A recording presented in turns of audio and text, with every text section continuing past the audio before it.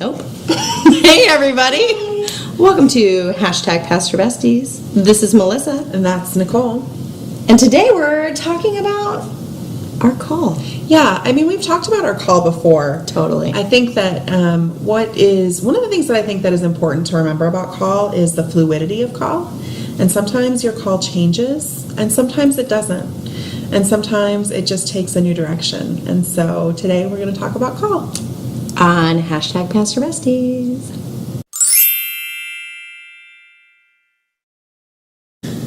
Well, we are back again with Christopher James Miller. Don't ask him. Gotta use the full name. Don't ask for his social security number. He'll give it to you. I have it if you want it. My ATM pin is 1008. It's my birthday. It literally says on the little letter from the bank, don't use your birthday. Oh, no.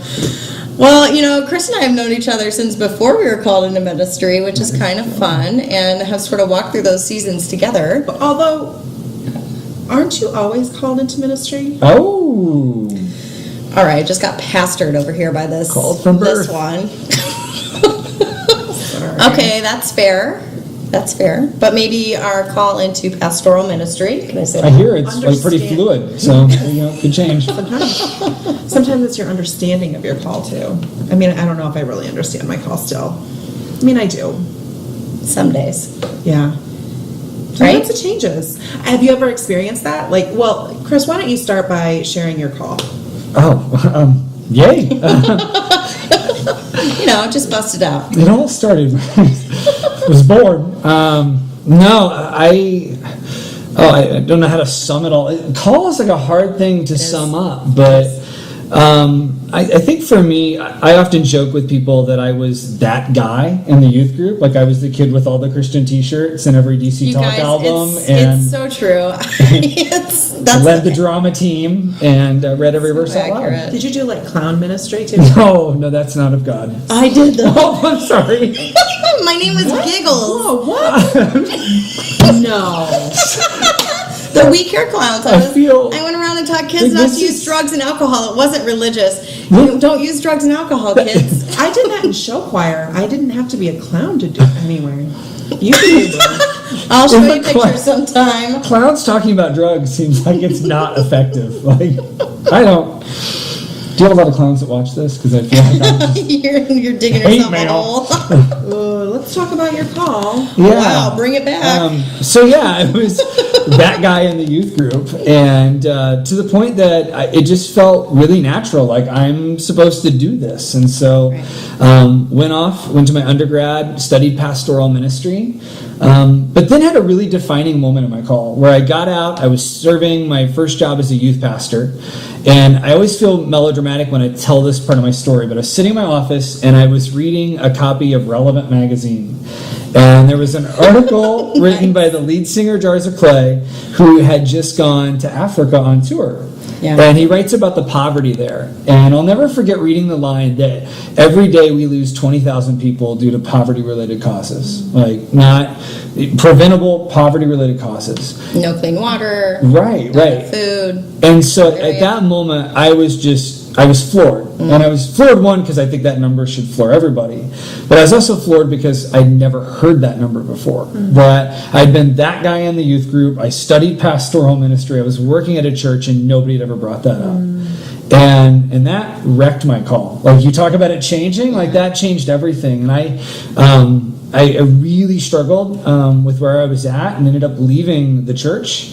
And just kind of felt like, all right, I love God, and I want to keep doing stuff for God, but I don't want to be a pastor anymore. Like, I just don't feel like that's where I'm supposed to be.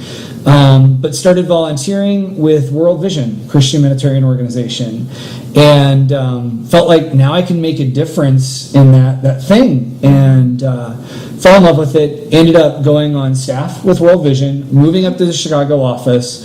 I was there about a year and a half, and I was listening to their president speak. And he comes out and he says, I want you guys to know that the local church is the hope of the world. And that if the local church ever fully lives up to its potential, we don't need to exist anymore, and I'm okay with that. And in my head, I'm like, I just left those people. Like, what are you doing? But it planted this seed that was like, no, you got to go back. And so I ended up moving to Kansas City, going to seminary, and falling back in love with the church. So this is so funny because, I kind of watched this from the outside happen, right? I knew when you were in high school that you were called to be a pastor, because if anybody was called to be a pastor, it was you. And I remember when you left the church, and I remember thinking, dang it, like we lost a good one, and we need a Chris Miller in the church. And not that what you were doing with World Vision wasn't amazing, because it was. But I remember thinking like, and when you decided to make that shift back, I was just like over the moon happy, because I agree that the local church is the hope of the world, and that's kind of fun. I like that. That was cool. Yay. Yeah. How about you guys? I don't know if I know like your full call story. Well, I mean, we were talking just the other day about how we've been struggling with call recently in our lives, and we just finished up a sermon series on Esther, and it sort of wrecked me a little bit in the way of like, I don't want to be called to this sometimes, and I don't want to have to do the risky thing, and I don't want to have to feel like I have to, step out for God with all these, like sometimes it's just like, can't it just be easy? Yeah. Can't it just be a little easy? And what a normal life. Yeah. Like I say that all the time. And, the struggle of like, God has called me to this, but God has also called me to be a mom and a wife, and the balance of those. And so I feel like just in the past few weeks, this immense struggle to try to figure that out and figure out that balance, and how does that work? It doesn't feel like it could work like ever. Like it just doesn't feel like it's going to work. And so I just find myself sort of in the tension of that, and like really just praying, God, you got to show me, because I can't do it. And in like just a whole new season of call. Like I feel like I'm serving where I'm supposed to be. I feel like I'm a mom like I'm supposed to be, but like it's not like I want it to be. Some people talk about call on like these really poetic terms, and they talk like every day I wake up and I know this is exactly what I'm called to do, and it's the only thing in life that gives me joy. And I'm like, no, that's not. I love it, and ultimately I believe that's what I'm supposed to do, but I have times where I'm like, just let me go work like a normal person, come home and zone out and not do this. Yeah. How about you, Melissa? You've been kind of in the same boat a little bit with struggling with the call? Well, I thought I was. I thought I was questioning. It's not even I was questioning my call. I was thinking that, my call must have to change because it's been a certain amount of time, and so now my call needs to change. And so that's you have to renew it every 5 years. Yeah, I know. That's kind of where I was. I was like, like a stamp. I think I became an adult for the first time.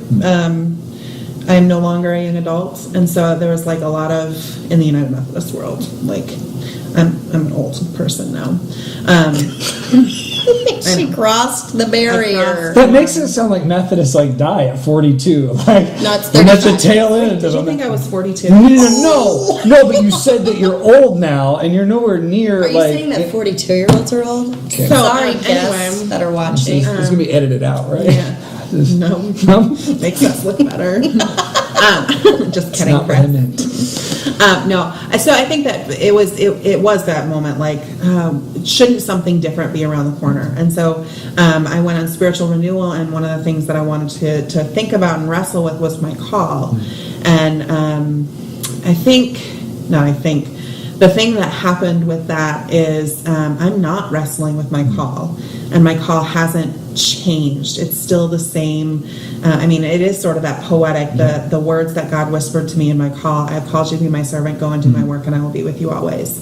I think that what sort of moved or shifted or revealed itself is I had this incredibly mystical moment where I was in this place and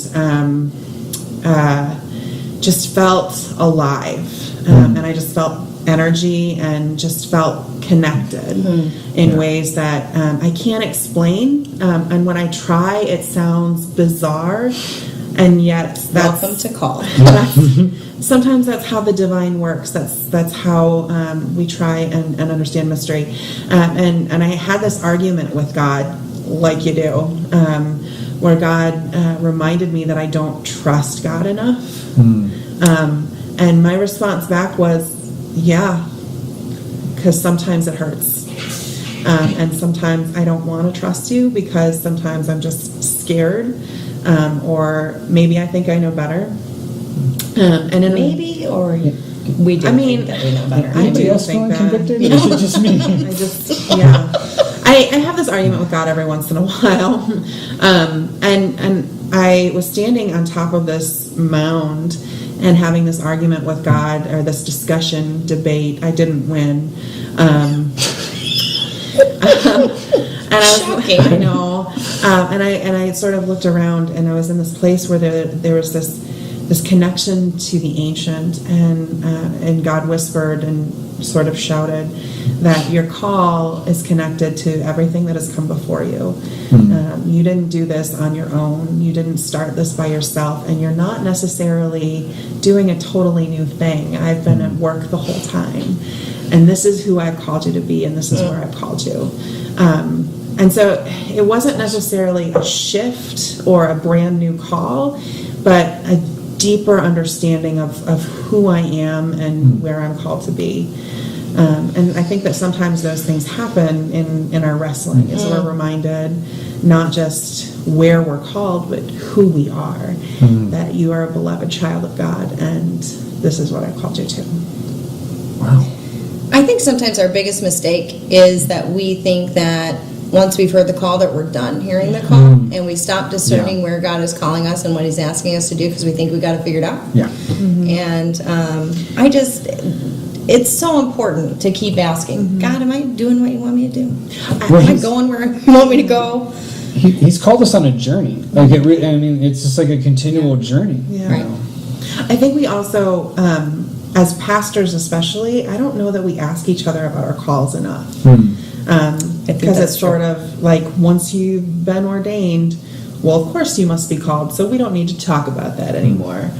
And yet, that's our story. I mean, Right. Yeah. Well, and we make the mistake of thinking our call was that instant in the past. yeah.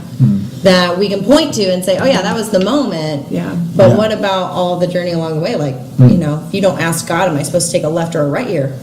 How are you not going to get yourself lost? Yeah. And one thing I appreciate about my pastor is that, sometimes I think we feel like the call is just generic call to ministry. I'm called to be a pastor, and then once you're a pastor, like, that's all your call, and you should feel happy with you it. made it. But my pastor will ask me, like, are you getting to do the things that you feel like you're called to do? Because we all have those things in ministry, those moments where you're like, this is exactly what I was created for. But there's a lot of things in ministry that I don't feel that, and so I really think we need to be asking ourselves, are you getting, even within your position, to live out that thing that you have been called to do? Right. Because it's not all. Yeah. It's not like the paper. I'm not called to paperwork. No, nobody is. No, I mean, maybe some people are. Maybe. It's not me. It's not But yeah, so you have to wade through some things. But yeah, are you getting enough Yeah. of what you're called to do Right. to keep you going? I love that.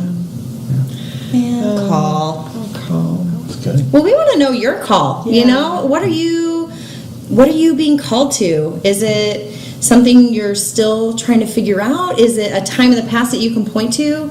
What is God calling you to right now? Yeah. So, like and subscribe, comment below. We want to hear your story. Absolutely. Because everybody has a story. Because we're all called. Yeah. By virtue of our baptism, we're all called into ministry in some way, shape, or form. And we're all called by God because we're all claimed by God. The God who claims you is the God who loves you and has called you to do the work. So as you recognize what your call, in the words of Moana, the call isn't just out there at all, but it's inside you. I know. I think it's I have a 5 or 6-year-old daughter, so like I belt that song out a lot. So. Yeah. You're welcome. It is. It's the story of your call. This is who you are. So as you claim that for yourself and you live into what God has called you, may you go and do the work. And where you go, God will be with you always. And maybe go watch Moana. Oh, good idea. Definitely watch more. Do that. Yeah. That's your calling. Do that. Yeah. Right now. See you next time. Bye.